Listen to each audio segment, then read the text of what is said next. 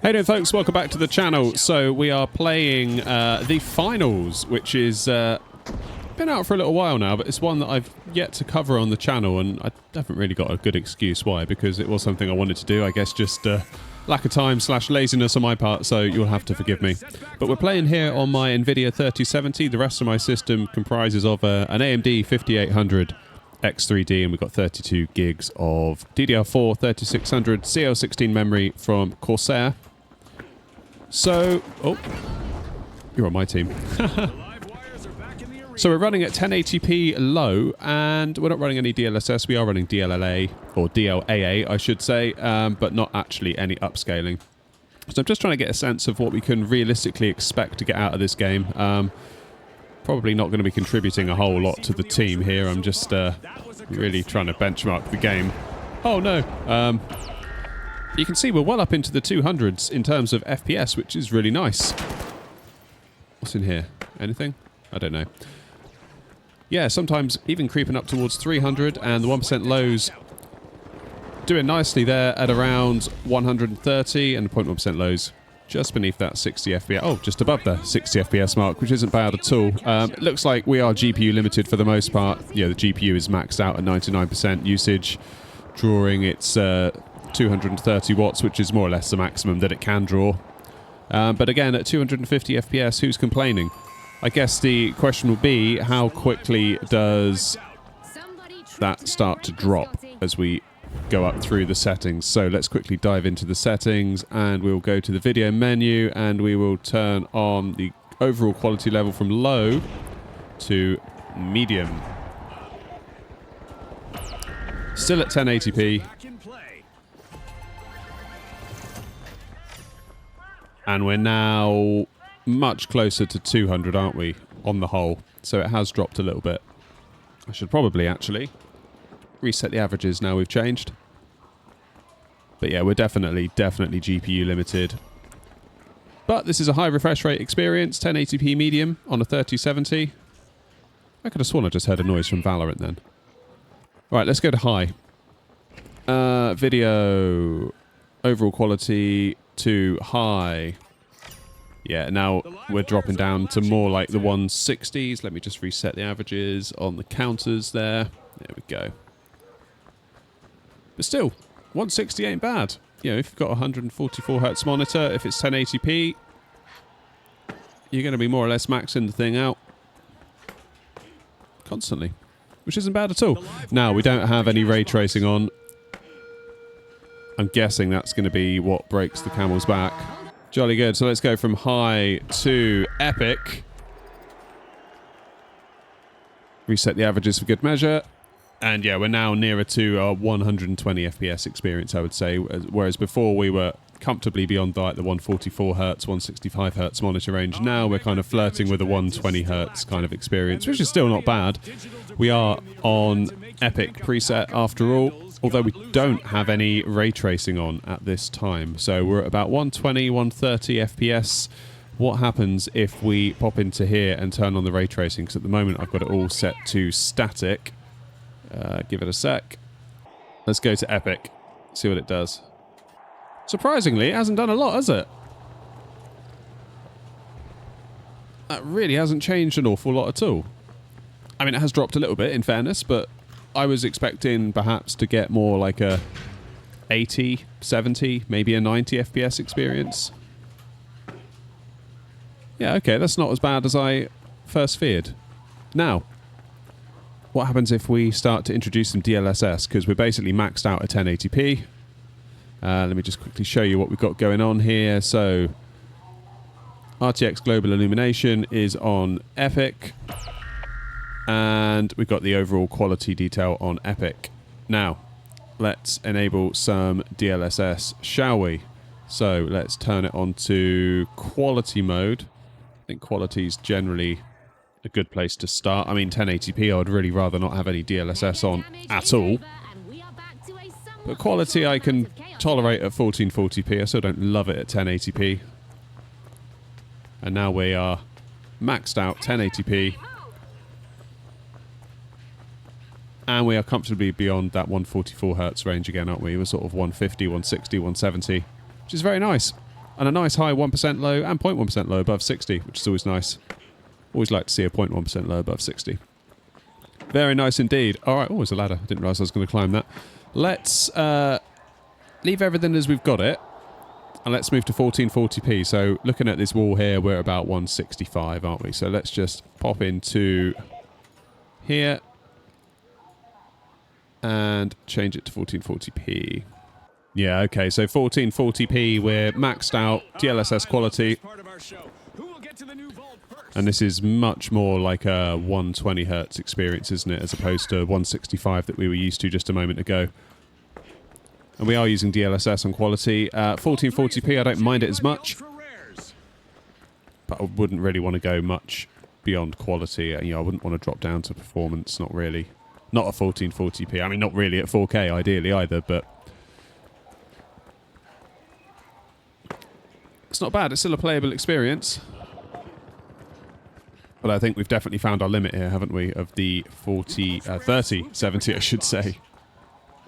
But the GPU memory, look at that. We're only running at 5 gig. You know, you hear a lot, don't you, that 8 gig isn't enough in 2024. And here we are playing the finals, which is a modern game. Bit of a looker. Pumping out some good frame rates. And just using a little bit more than 5 gig of VRAM. So it just goes to show, maybe don't believe everything you hear and don't kind of draw kind of binary conclusions. Is 8 gig enough, yes or no? It's like, well, it depends. It's like everything in life. It's complicated. You know, we need less of this low resolution thinking and a little bit more thought and analysis, I think. But that doesn't get clicks, does it? So we are where we are. Out of interest, if I do crank up the DLSS a little bit, so if we go from, I'm in the wrong menu, if we go from quality, let's say to performance. Yeah, okay, so I mean that gets us another 25, 30 FPS, doesn't it?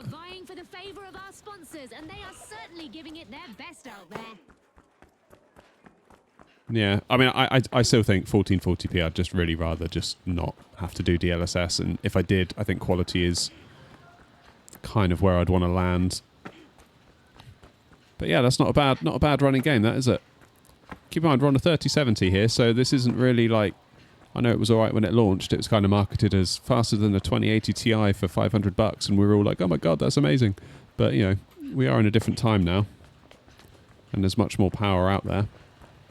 I'll be curious to chuck the 4080 Super on this and see how far we can get, and at what point will we be CPU limited, because I think at the moment it's fair to say we're pretty much GPU limited, because we're running at 99%, drawing 230 watts. So how far could we go with a 4080 Super? When will that 5800X 3D start to be like, actually, you know what? I can't do any more now either. So I guess the next question is, if we were to drop from Epic down to high, and we put our DLSS back to quality, yeah, we're still not getting a ton, are we? Still at around the 140s, aren't we? 150s occasionally. Alright, so we're back in 4K. We are at the medium preset. In fact, let me just quickly show you if I can jump into the menu. We are running DLSS quality. We have dynamic epic on the RTX global illumination, and the overall quality level is set to medium, and we're getting sort of in the 80s in terms of FPS, which, given that the 3070 isn't really a 4K card, and I wouldn't ever tell anyone to buy it for a 4K gaming experience, not really. You know, the fact we're getting above 60 isn't bad. Oh, I should get out of here. Don't know why I ran in there. But again, I kind of feel like a game like this, it kind of lends itself to having a high refresh rate experience, and I just think you're not going to get that, not really, with the 3070 at 4K. Although I wonder how close we can get to like the 100-ish, 120... Oh, meteor showers. So, what can we do? Let's turn off the... let's get in the right menu for a start. Let's turn off the RTX Global Illumination. Put that to static. Oh, hello. That's made a big difference, hasn't it? Getting rid of the Global Illumination. That's gotten us up to nearly 110, 120 FPS. That ain't bad at all. Let's just reset the averages. And we're at the medium preset. So now that begs the question... Can we Now we've got rid of the RTX global illumination. Can we maybe crank this up to high? What sort of an impact does that have? Yeah, so that gets us beneath 100 again, doesn't it? And I'm presuming Epic is going to probably take us down into the 80s? 70s? Yeah, 70s, as I thought. So probably 4K medium is... And this is with DLSS quality, don't forget. Yeah. What happens if we go to performance? I mean, performance gets us a bit higher, but I don't... I just simply don't like it. I don't like DLSS on performance mode. Quality is kind of where I draw the line, really. It's like quality or not at all.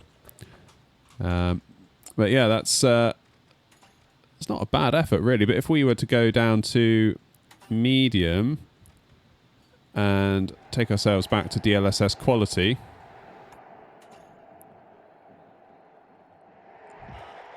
That isn't terrible.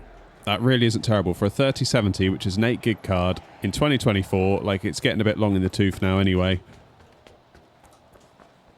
That is a pretty good result.